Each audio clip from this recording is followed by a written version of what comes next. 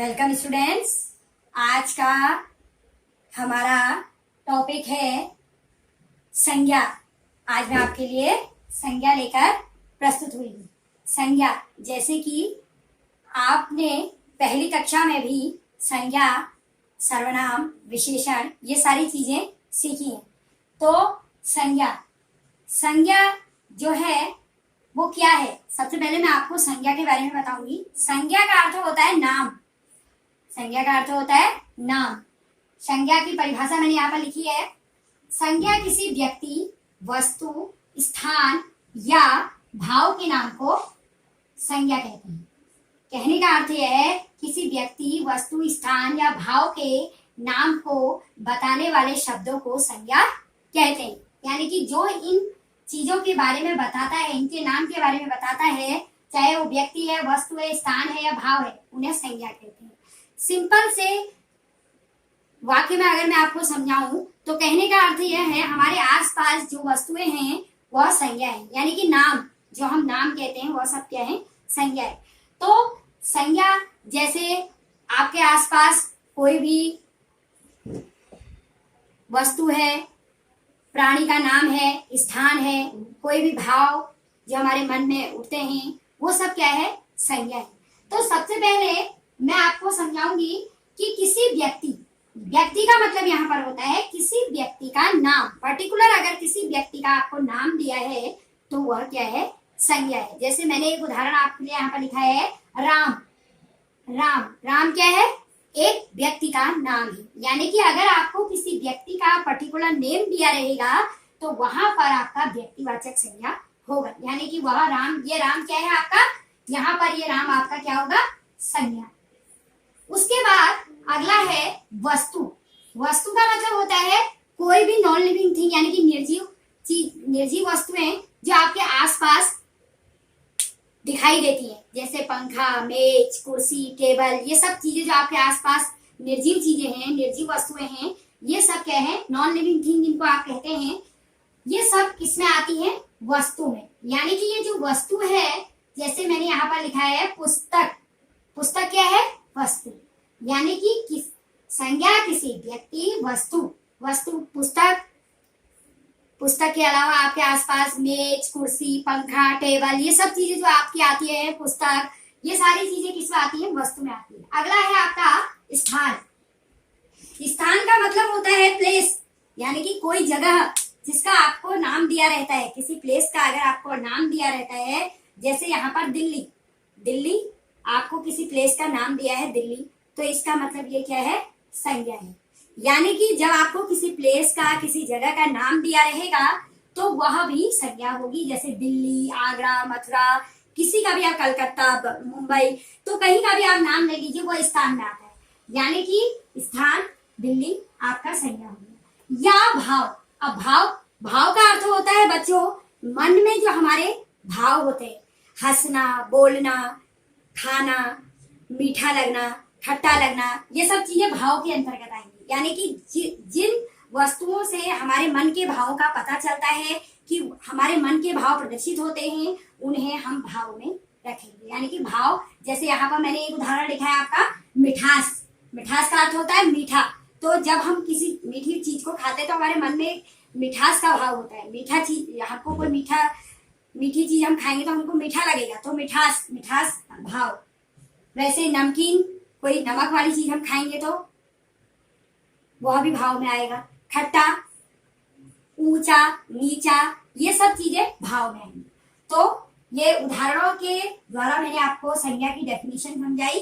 संज्ञा किसी वस्तु, स्थान, व्यक्ति या भाव के नाम को संज्ञा कहते हैं। तो अब आपको क्लियर हो गया होगा कि संज्ञा किसे कहते हैं। अगला टॉपिक हमारा है संज्ञा के भेद, यानी कि संज्ञा के प्रकार या भेद। संज्ञा के कितने भेद होते हैं, अब आप इसको ध्यान से देखेंगे। वैसे संज्ञा के अधिकतर कई बच्चे ये कंफ्यूज करते हैं कि कहीं पर संज्ञा के 5 भेद दिए रहते हैं और कहीं पर संज्ञा के 3 भेद दिए रहते हैं, आपने देखा होगा। लेकिन मुख्य रूप से अगर देखा जाए तो संज्ञा के 3 भेद होते हैं। संज्ञा के कितने भेद होते हैं बच्चों, 3 भेद होते हैं। नंबर 1, व्यक्तिवाचक, नंबर 2 जातिवाचक और नंबर 3 भाववाचक। यानी कि अगर आपको संज्ञा के मुख्य भेद देखने होंगे तो आपको 3 भेद मुख्य दिए रहते हैं, व्यक्तिवाचक, जातिवाचक और भाववाचक। अब आपकी 2 संज्ञाएं और आपकी बुक पे दी रहेंगी। कभी कभी आपको संज्ञा के 5 भेद भी दिए रहते हैं, वह भी आपका गलत नहीं है, वो भी सही है। लेकिन संज्ञा के जो मुख्य 3 भेद होते हैं वो मैंने आपको बताया, व्यक्तिवाचक, जातिवाचक और भाववाचक। अगर आपको कहीं पर संज्ञा के 5 भेद दिए हैं तो वह भी गलत नहीं है, क्योंकि संज्ञा के 5 भेद होते हैं, द्रव्यवाचक और समूहवाचक। यानी कि संज्ञा के 2 भेद और होते हैं, द्रव्यवाचक और समूहवाचक। तो ये जो द्रव्यवाचक और समूहवाचक संज्ञा है, इनको अब जातिवाचक संज्ञा के अंदर ही रखा जाता है। इसलिए संज्ञा के मुख्य 3 भेद माने जाते हैं, क्योंकि संज्ञा में जो द्रव्यवाचक और समूहवाचक है उनको जातिवाचक के ही अंदर माना जाता है। यानी कि इस जातिवाचक के अंदर ही द्रव्यवाचक और समूहवाचक आते हैं। अभी मैं आपको उदाहरण से आपको समझाऊंगी कि किस प्रकार। जैसे व्यक्तिवाचक, सबसे पहली बात हम करते हैं व्यक्तिवाचक संज्ञा की। व्यक्तिवाचक संज्ञा में मैंने आपको कहा कि पर्टिकुलर अगर किसी व्यक्ति का नाम आपको दिया रहेगा, राम, मोहन, सीता, या किसी जगह में आपको दिल्ली, ऐसे अगर कहीं आपको नाम दिया रहेगा तो ये सब व्यक्तिवाचक के अंतर्गत आएंगे। अगर आपको दिल्ली एक शब्द दिया कि दिल्ली बहुत बड़ा शहर है, तो यहाँ पर दिल्ली आपका व्यक्तिवाचक संज्ञा में आएगा, क्योंकि यह क्या है, किसी स्थान का नाम है, लेकिन उस जगह का आपको नाम दिया है। अगर आपको उस शहर का नाम दिया रहेगा तो वह व्यक्तिवाचक में आएगा। अगर दिल्ली आपको वहां पर नाम दिया है उस शहर का, तो वह आपका व्यक्तिवाचक में आएगा। अगर खाली आपको शहर दिया रहता है, वह शहर बहुत सुंदर है, वहां पर आपको शहर का नाम नहीं दिया है, तो वह किसके अंतर्गत आएगा, जातिवाचक के अंतर्गत आएगा। यानी कि जहां पर आपको पर्टिकुलर किसी व्यक्ति, स्थान का नाम दिया रहेगा वह आप व्यक्तिवाचक संज्ञा में रखेंगे। अगला है आपका जातिवाचक संज्ञा। जातिवाचक संज्ञा का अर्थ होता है जहां पर किसी भी जाति का पता आपको चलता है। जाति, जैसे मैंने यहां पर आपको उदाहरण दिया, मैंने यहां पर लिखा गाय। गाय क्या है, गाय एक समूह है, मतलब एक जात है, जाति का नाम। गाय, संसार में बहुत सारी गायें हैं, तो गायों को एक जाति के अंतर्गत हम रखेंगे, तो गाय यहाँ पर जातिवाचक संज्ञा होगा। ऐसे ही मैंने कहा कि कुत्ता दौड़ रहा है, तो कुत्ता यहाँ पर, कुत्ते की भी अपनी जाति है, यानी कि वह भी जाति के अंतर्गत आता है, तो जातिवाचक संज्ञा में आएगा। उसी प्रकार अगला है भाववाचक संज्ञा। अब जैसे फूल, एक उदाहरण मैं आपको जातिवाचक का और बताती हूँ। फूल, मैंने कहा कि फूल बहुत सुंदर है, तो अगर आपको खाली फूल दिया रहेगा तो आप उसको जातिवाचक के अंतर्गत रखेंगे, क्योंकि फूल में कई प्रकार की जाति आती है, फूलों में कई प्रकार की फूल की जाति आती है, तो आप उसको जातिवाचक में। अगर मैंने आपसे कहा कि गुलाब का फूल बहुत सुंदर है, तो यहाँ पर गुलाब आपका क्या होगा बच्चों, व्यक्तिवाचक होगा, क्योंकि आपको फूल का वहां पर पर्टिकुलर नेम दिया है, तो वो व्यक्तिवाचक है। और अगर मैंने आपसे कहा कि आपको उस फूल का नाम नहीं दिया है, तो वहां पर आप खाली फूल सुंदर है होगा, तो वह जातिवाचक के अंतर्गत आएगा। यानी कि जहां पर आपको किसी व्यक्ति, वस्तु, किसी भी चीज का नाम दिया रहेगा वो व्यक्तिवाचक में आएगा, अन्यथा वह जातिवाचक में आएगा। अगला है आपका भाववाचक संज्ञा। भाव, मैंने आपसे कहा जहां पर हमें अपने मन के भावों के होने का पता चलता है, उन शब्दों से हमें मन के भावों का पता चलता है, वह भाववाचक संज्ञा होती है। जैसे वह रो रहा है, यहाँ पर रोना क्या है, भाववाचक। वह हंस रहा है, हंसना क्या है, भाववाचक। अब वह बहुत बूढ़ा हो चुका है, तो बूढ़ा भी यहाँ पर भाववाचक में आएगा। तो अब आपको मैंने संज्ञा के 3 भेद बताए, व्यक्तिवाचक, जातिवाचक और भाववाचक। अब कहीं पर आपको 2 संज्ञाएं और मिलती हैं, द्रव्यवाचक और समूहवाचक।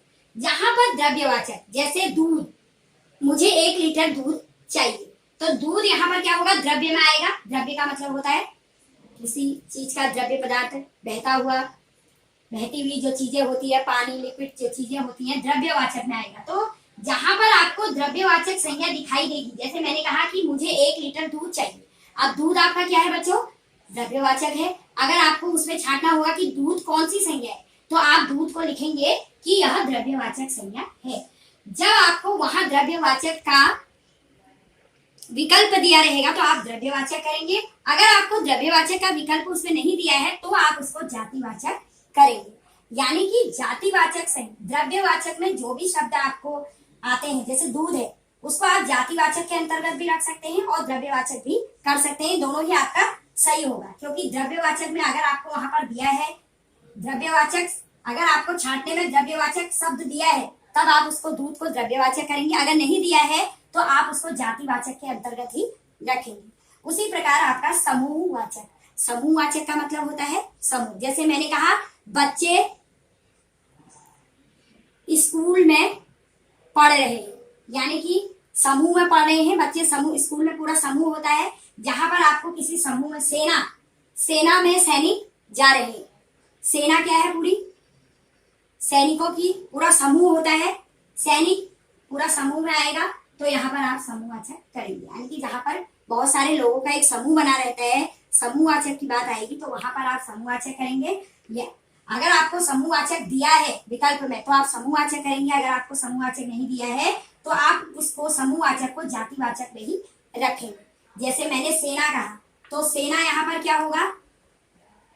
सेना, सेना का मतलब होता है सेना में एक जवान नहीं आएगा, बहुत सारे सैनिक आएंगे इसमें।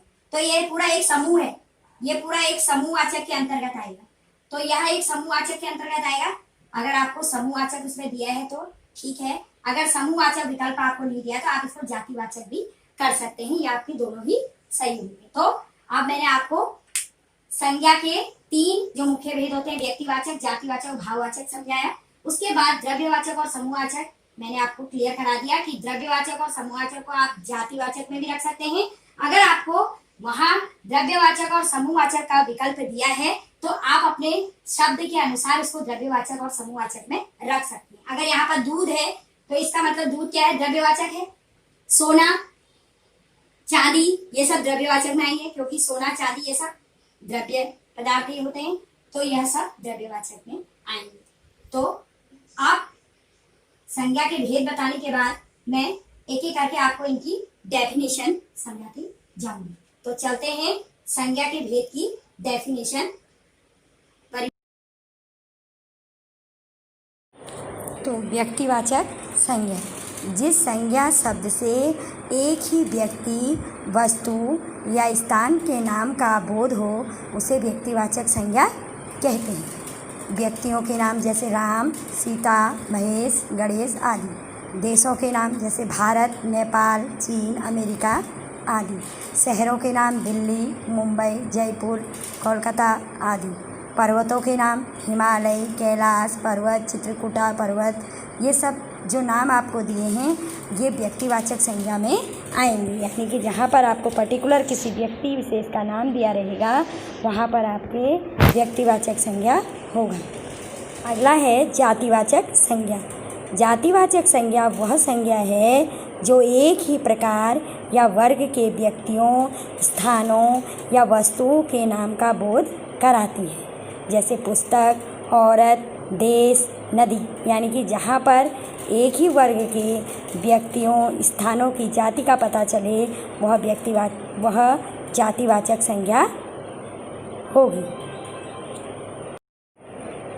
अगला है भाववाचक संज्ञा। भाववाचक संज्ञा वह संज्ञा है जो किसी भी प्रकार के भाव, गुण अथवा क्रिया के नाम का बोध कराती है। कोई गुण है, कोई भाव है, मन के भाव हैं, उनका बोध जो शब्द कराते हैं उन्हें भाववाचक संज्ञा कहते हैं। जैसे कोमलता, विनम्रता, शालीनता, इसी प्रकार बहुत सारे शब्द हैं जो भाववाचक संज्ञा कहलाते हैं।